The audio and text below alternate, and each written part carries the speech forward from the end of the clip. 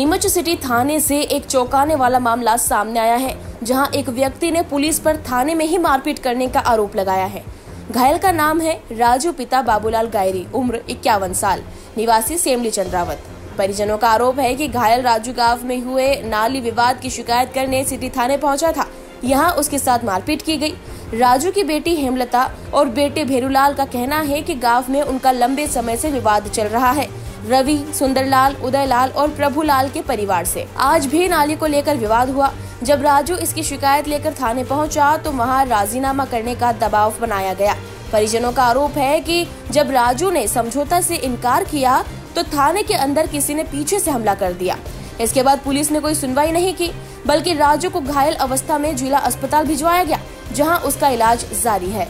चौंकाने वाली बात ये है कि थाने के अंदर का एक वीडियो भी वायरल हो रहा है, जिसमें परिजन एक शख्स पर मारपीट करने का आरोप लगा रहे हैं। वहीं राजू बेसुध फर्श पर पड़ा है। इसके बाद परिजनों ने जमकर हंगामा किया और पुलिस पर संगीन इल्जाम लगाए। पीड़ित पक्ष की मांग है कि थाने के सीसीटीवी कैमरे चेक किए जाए और जो भी दोषी हो, चाहे पुलिसकर्मी या दूसरा पक्ष, उस पर सख्त कार्रवाई हो। फिलहाल पुलिस की तरफ से कोई आधिकारिक प्रतिक्रिया सामने नहीं आई है, लेकिन वायरल वीडियो ने थाने के भीतर की कार्यप्रणाली पर गंभीर सवाल खड़े कर दिए हैं। इन सर को मिलकर मेरे पापा को मरवाया।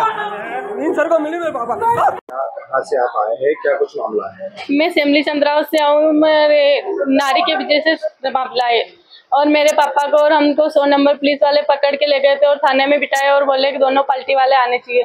तो दोनों पार्टी वाले आ गए और पुलिस वालों ने फिर मेरे पापा को बोला कि राजीनामा कर लो। तो मेरे पापा ने राजीनामा नहीं किया, तो वो बोले दोनों पार्टी वालों को बंद करेंगे। तो हमें बोला ऐसे बंद मत करो, तो वो बोले कि तुमको ये लेके आना पड़ेगा। मैंने कहा हाँ। तो हम चले गए बाहर, तो वो बोले मेरे पापा के पीछे से नहीं देखा, कदंगा कही की। तो मेरे पापा में दौड़ के शराबा हुआ, तो हम बाहर गए।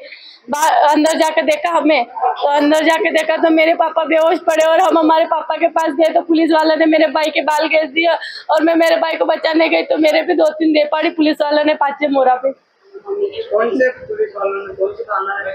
नीमच सिटी थाने में। उनके बाद हम हमारे सरकारी हॉस्पिटल में लाकर फेंक गए मेरे पापा को और जमी बेहालत में नाक के चले गए मेरे पापा को। मेरे सुबह उठे हम 7 बजे और खुशी खुशी हम काम कर रहे थे और नाली साफ करने आई सामने वाली। तो मेरे घर वाली को बोला भाई तो नाली साफ करी तो पूरी साफ कर ले।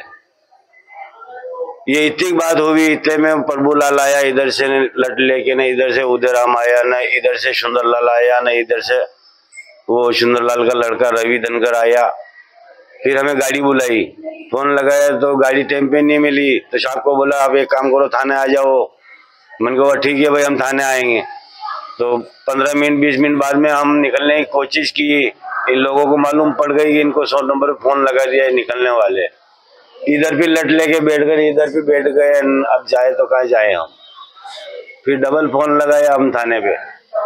गाड़ी लेने आई हमारे को, गाड़ी लेने आई, यहाँ पे आए हम थाने पे रिपोर्ट दर्ज करवाने के लिए। 9 बजे के बैठे हुए, सुबह के 11 बजे वो पार्टी भी आई। ये दोनों की है जो आपसी में वो रिपोर्ट ले ली, बोले फैसला कर लो। मैंने कहा फैसला कर लो तो एक काम करो, मेरी जमीन छोड़ दो पीछे है मकान की, और मेरी नाली छोड़ दो, इसको पाट लो पाइप डाल के। पहले भी झगड़ा हुआ, मेरी पत्नी के साथ में मारपीट की थी इन लोगों ने। पुराना क्या विवाद चल रहा था आपका? पुराना यही विवाद चल रहा है इस मकान का, ये मकान लेना चाहता है और मैं मकान देना नहीं चाहता हूँ उसको। क्या हुआ?